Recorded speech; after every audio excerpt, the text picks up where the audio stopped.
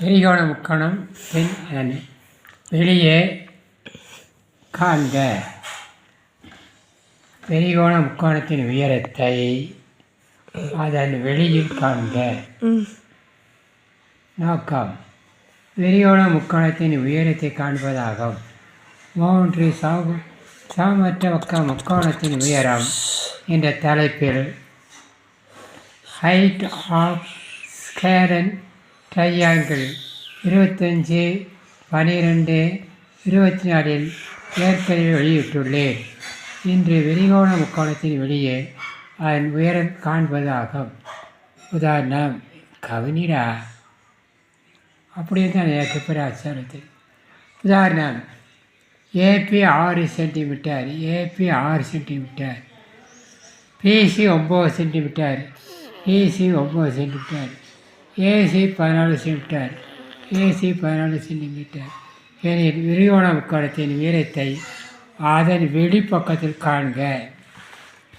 கணக்கில் கொடுக்கப்பட்டுள்ள விவரம்: AB 6 centimetre, BC 9 centimetre, AC 14 centimetre. உயரம் என்ன? AB 6 centimetre plus BC 9 centimetre இரண்டும் சேர்ந்து 15. அது 2ஆல் பெருக்க 30. ஏசி மட்டும் 14. இதே மாதிரி இதனுடைய நிழலாக படம் வரைந்து கொள்க. ஹச்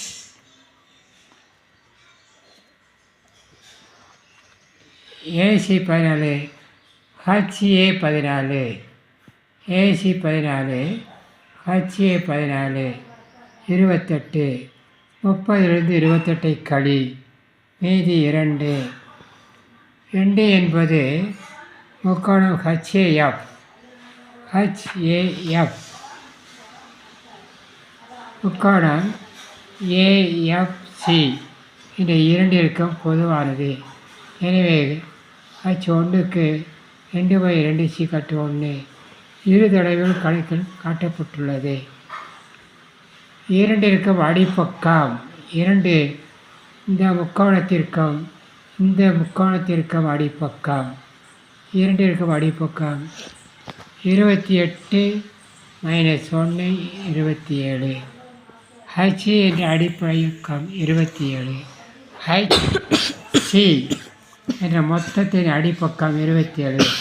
நமக்கு தேவை ஏபிசி. ஆகவே அது 2ஆல் வகு 13.5 சென்டிமீட்டர்.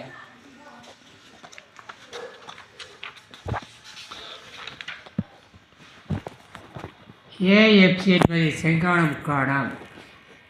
ஏஎஃப்சி 90, ஏசி கர்ணம் 14 சென்டிமீட்டர், எஃப்சி அடிப்பக்கம் 13.5 சென்டிமீட்டர். ஏஎஃப் என்ற எவ்வளவு உயரம் என்ன? எனவே 14 ஸ்கொயர் மைனஸ் 13.5 ஸ்கொயர் சீக்கட்டு 196 மைனஸ் 182 25 சீக்கட்டு 1375. ஏஎஃப் உயரம் √13 × 75. இப்பொழுது கவனிங்க. ஏபிசி என்ற விரிகோண முக்கோணத்தின் உயரம் அதன் வெளியில் ஏஎஃப் காணப்பட்டுள்ளது. படம் வரையாமலே கணக்கை செய்யலாம், உங்கள் விருப்பம். ராமராஜ் 890 387 85 17 மதுரை.